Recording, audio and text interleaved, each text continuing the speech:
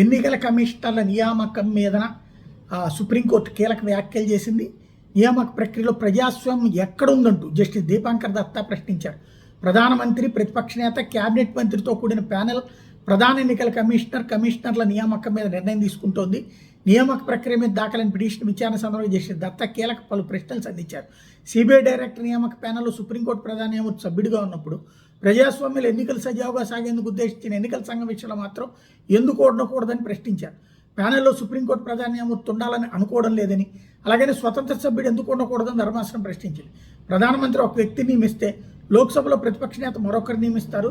ఇలా ఏకాభిప్రాయం కుదరినప్పుడు మూడో వ్యక్తిగా ఉన్న కేబినెట్ మంత్రి ప్రతిపక్ష నేతకు మద్దతు తెలుపుతారా అని దీపాంకర్ దత్తా అటార్నీ జనరల్ ప్రశ్నించారు.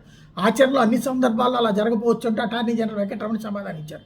ప్రధానమంత్రి నిర్ణయాన్ని కేబినెట్ మంత్రి వ్యతిరేకించే అవకాశం లేనందున 2:1 మెజార్టీతో నియామకం జరిగిపోతుందని జస్టిస్ దీపాంకర్ దత్తా అన్నారు. ప్రతిపక్ష నాయకుడి పాత్ర కేవలం అలంకారప్రాయంగా మార్చేశారంటూ వ్యాఖ్యానించారు. ఎన్నికల కమిషన్ స్వతంత్రంగా పనిచేయడమే కాదు, అది స్వతంత్రంగా ఉన్నట్టు ప్రజలకు కనిపించాలి కూడా అంటూ ఈ సందర్భంగా ధర్మాసనం వ్యాఖ్యానించి ఈ చట్టం రాజ్యాంగ భద్రతను సవాల్ చేస్తూ దాఖలైన పిటిషన్ మీద విచారణ కోర్టు వచ్చే వారానికి వాయిదా వేసింది.